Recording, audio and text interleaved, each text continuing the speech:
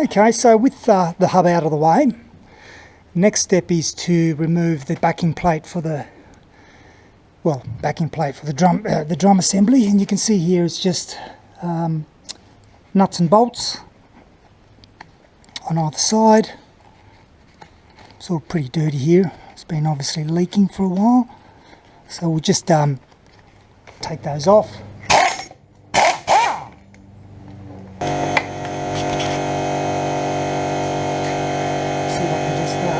Something with it quickly now.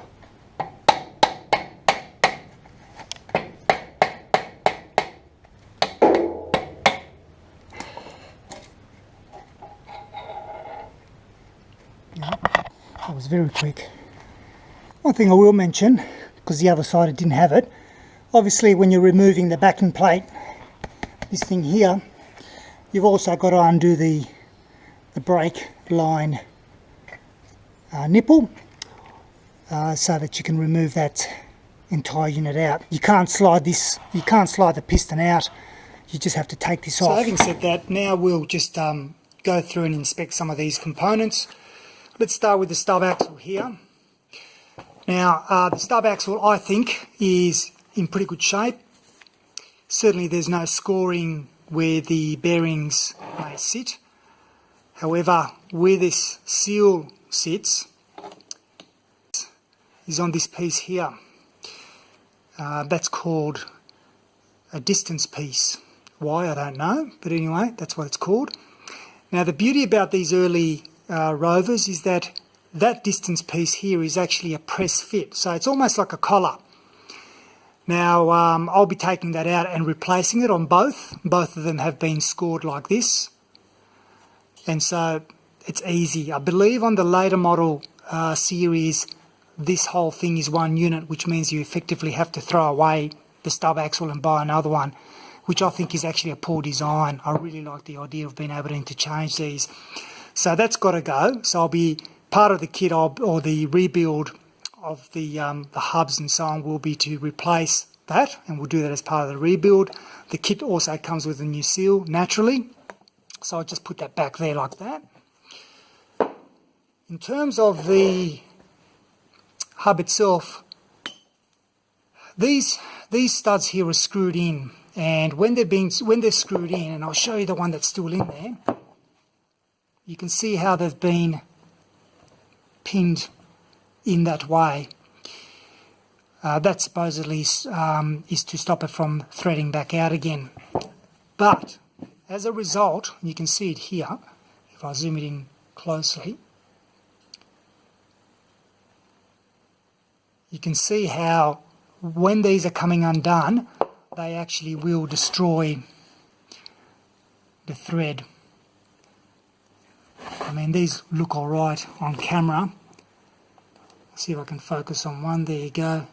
But you can see it's absolutely destroyed them.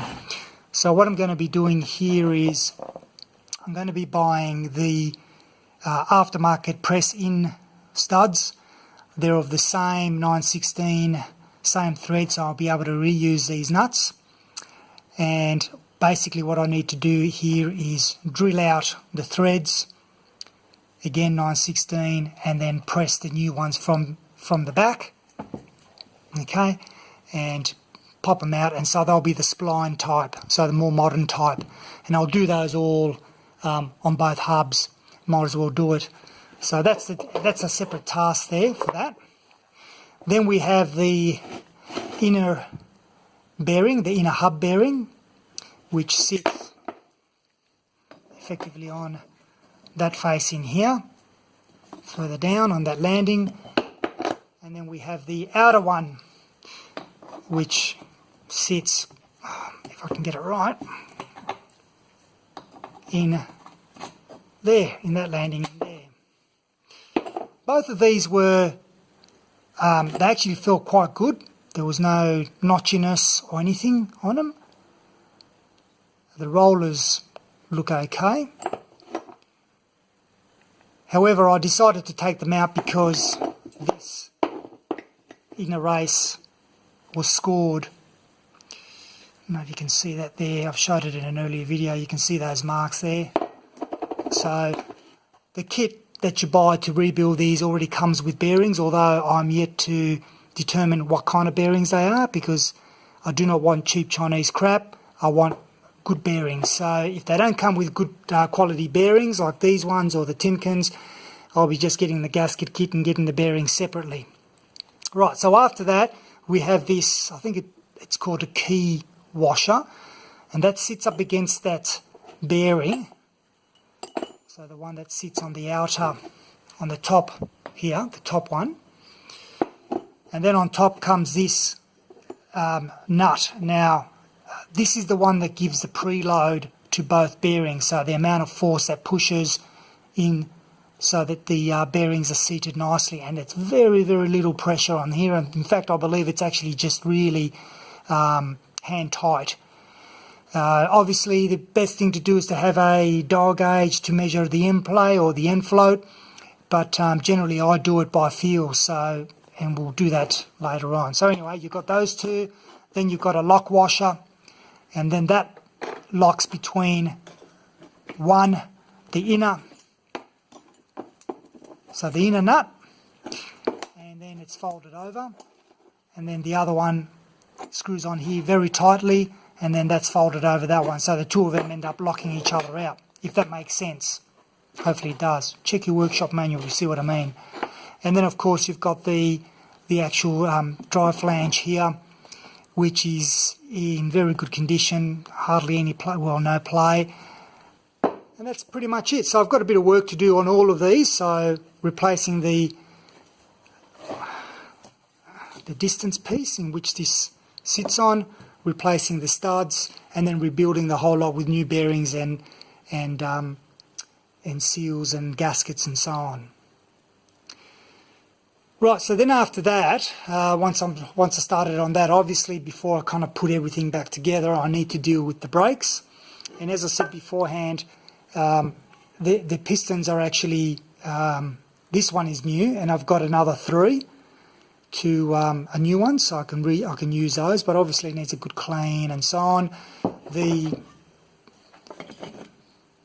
actual drums themselves, the brakes need to be relined. I'm not sure what's actually a cheap alternative. Do you reline them or do you actually buy them new? Because I've noticed that they're actually quite cheap to buy them new. But anyway, I'll get a pricing from a local supplier here. So that's effectively the two ends. They're in exactly the same condition. I'll be doing the same amount of work on both sides. And I'll show you now the condition of the axles. Okay, so on this side, what I haven't showed you on that is obviously the castellated nut with the split pin. Obviously that goes in first, and then you lock it down by the split pin, and you've got a washer there. There's the felt gasket, so that prevents the oil from seeping out, and of course the big seal on the back prevents the oil from seeping out into the drum mechanism. But I had a quick look at the splines, and they don't look twisted.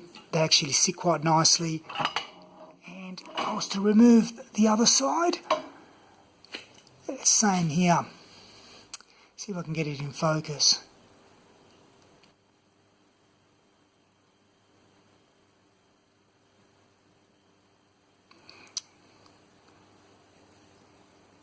That's just, they're not marks, they're just grease. There's only a very, very slight wear on that I can feel with my fingers on there. So I'm quite happy with that. I'm not going to replace it, that's going to be reused. And of course in there we've got the differential assembly that we'll be pulling out anyway. And all that looks pretty okay. A little bit of muck in there I can see. But it looks alright. And the other side's exactly the same in terms of condition. So that's a bit of a update on the general condition of the rear diff. As I said, I'm really pleased with it, and I'll go ahead and start ordering some bits, and then I will also start pulling the centre diff out of this one as well, and then I can start cleaning the entire diff, cleaning the hubs, and all that good stuff. So I'll leave the video at that, and if you have any comments, let me know. But the next video will continue on with disassembly of the diff. As always, thanks very much for watching.